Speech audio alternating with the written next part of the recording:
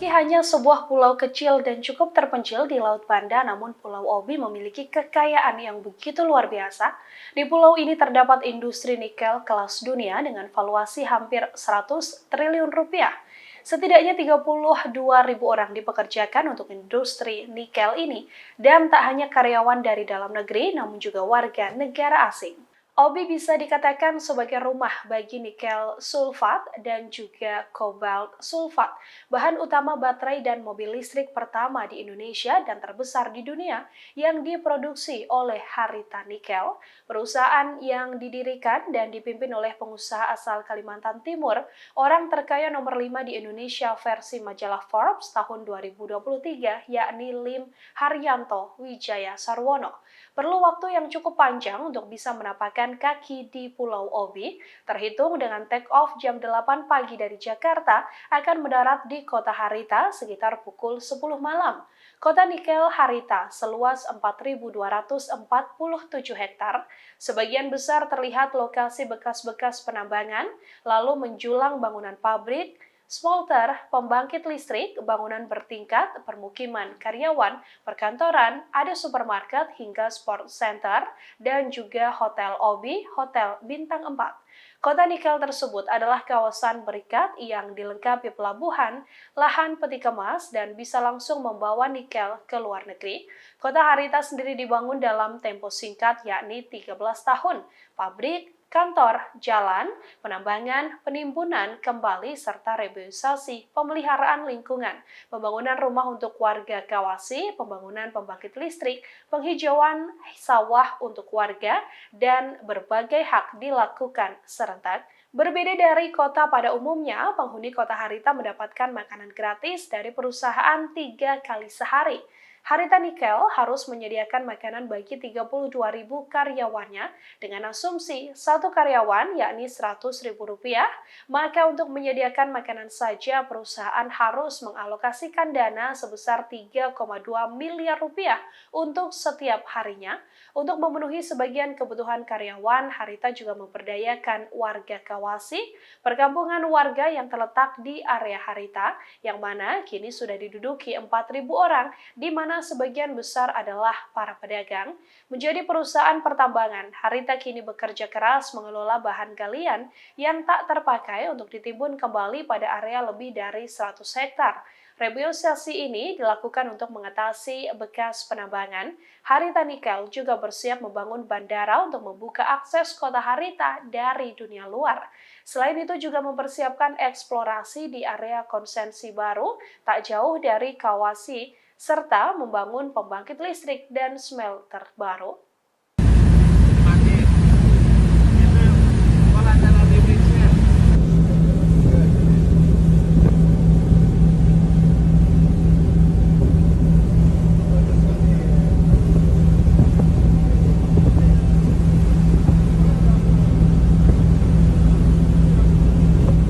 Betul. Yang dipakai serangan sama, betul, ya kan? Betul.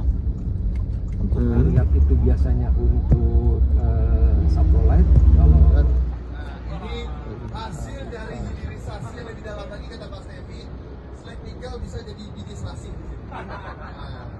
Turunan dari slag nikel lagi. Beberapa cerobong ini apa namanya Mahera Jaya Ferronikel. Ini pabrik ferronikel yang kedua yang ada 8 jalur ya.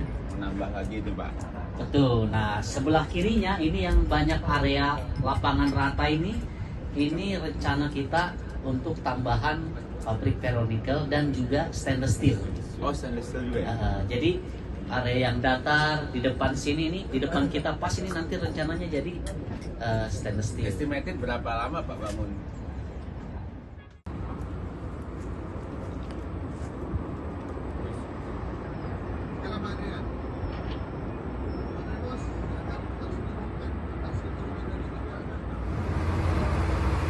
kedua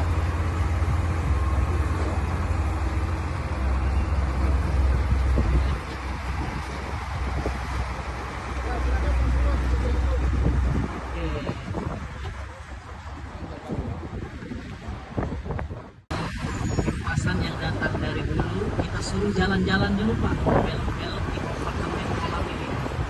Kenapa disuruh belok-belok? supaya apa namanya sedimentnya di bawahnya mengendap. Yang jenis saprolit itu kadar nikelnya 1,7%. Ya. Jadi pengolahan saprolit untuk di industri smelter itu dilakukan dengan jalur pirometalurgi atau temperatur tinggi. Nah, di sini dilakukan proses peneguran. Jadi ore yang basah dengan kadar 40% dan kadar nikelnya 1,7% tadi, ringkasnya diproses melalui proses roasting dulu. Roasting ini artinya dikeringkan dulu, kemudian di rotary dryer, kemudian diproses lanjut untuk proses kalsinasi atau pre-reduction. Di proses drying itu pada temperatur 200 sampai 300 derajat Celcius. Kemudian di proses kalsinasi di rotary kiln itu pada temperatur 700 sampai 900, tapi kita beroperasi di 700 derajat Celcius. Kemudian produknya adalah kalsin. Nah, kalsin ini terbentuk oksida logam yang kemudian sebagian sudah terjadi pelelehan. Kemudian nanti akan dimasukkan ke dalam furnace, electric furnace. Nah, itu terjadi peleburan pada temperatur 1650 derajat Celcius. Nah, di dalam furnace secara ekstraksi dia mengalami proses pemisahan beberapa fase.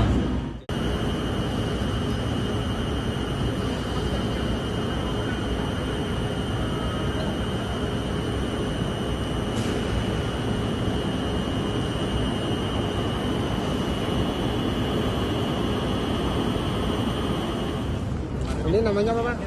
Lumayan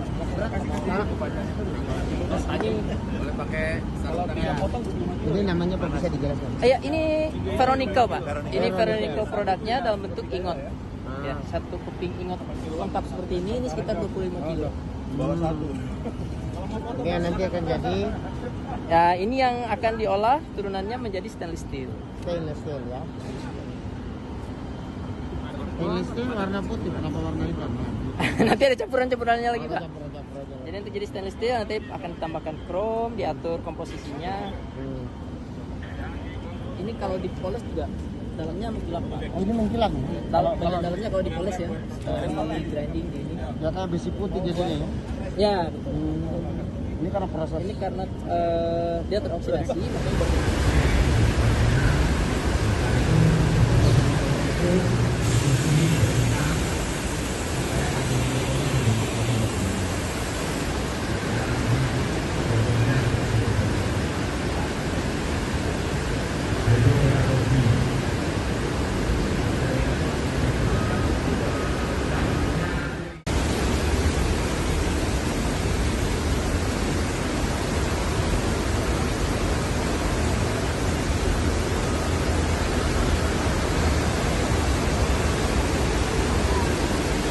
Jadi dulu sebelum nikel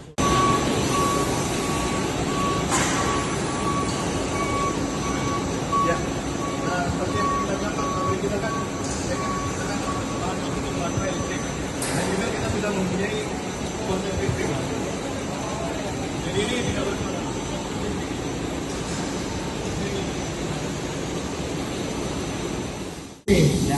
Diolah dimurnikan lagi menjadi nikel sulfat dan kobalt sulfat. Ini adalah nikel sulfat yang hijau ini, kristal, batu kristal. Yang merah itu kobalt sulfat. Nah, kapasitasnya 240.000 ton per tahun kapasitas. Dia yang terbesar di dunia untuk nikel produk ini. Yang hijau ya, hijau. Dan belum ada di Indonesia. Belum ada di tempat lain di Indonesia, itu ada di sini saja. Ada di Obi saja. Jadi kita cukup beruntung melihat hilirisasi dari ore tadi sampai ke sini. Belum ada tempat ini sampai ke titik ini gitu ya. Itu yang Obi. Ini adalah produk kita nikel sulfat dan kobalt sulfat. Di mana kobalt sulfat dan nikel sulfat ini kita proses sebelumnya Jadi MHP yang sudah Bapak lihat di Plan 3 tadi, itu kita leaching lagi Pak. Kita larutkan lagi menggunakan asam sulfat.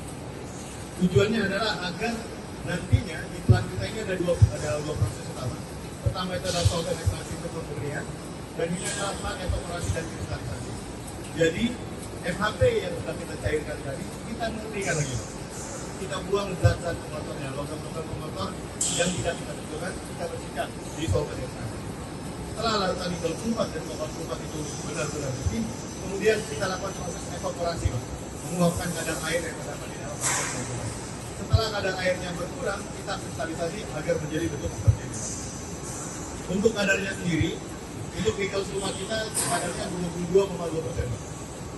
Standarnya 22,6. Jadi secara kadar kita sudah untuk yang first grade sudah sangat bagus. Kemudian untuk kopar sulfat sendiri, secara standar untuk requirement dari customer itu 20,5. Tetapi di kita sudah mencapai 21%. Bahkan kita pernah 22%. Jadi secara kapasitas kita yang terbesar di dunia, secara produk kita yang pertama di Indonesia, dan secara kualitas kita juga standar internasional. Dan ini untuk apa? Ya, terima kasih Pak.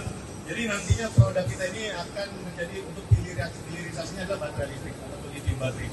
Seperti yang kita tahu untuk lithium baterai yang paling common itu adalah NFC, nickel, mangan kobalt, dan yang kedua itu ada NCA.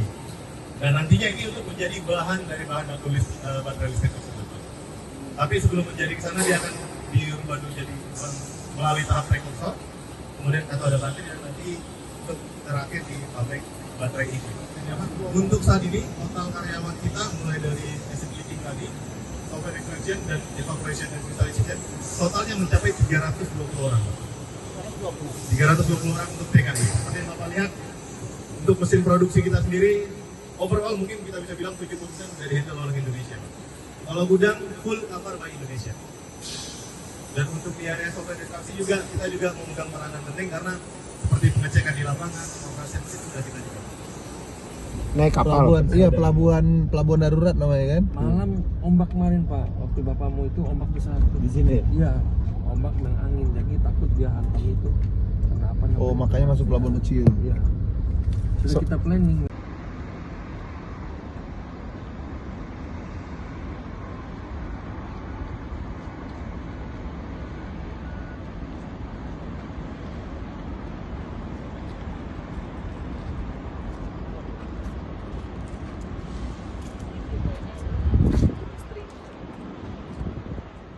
Permohonan kami jangan bosan-bosan terhadap kami ibu-ibu.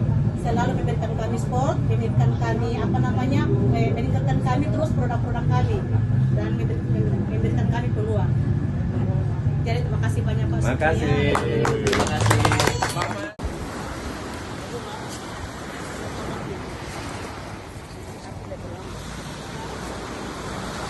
Itu bunga pepaya, Bu. Iya, bunga pepaya. Waduh. Mau dibawa ke pasar? 10.000 satu ya? 10.000 satu. Oh.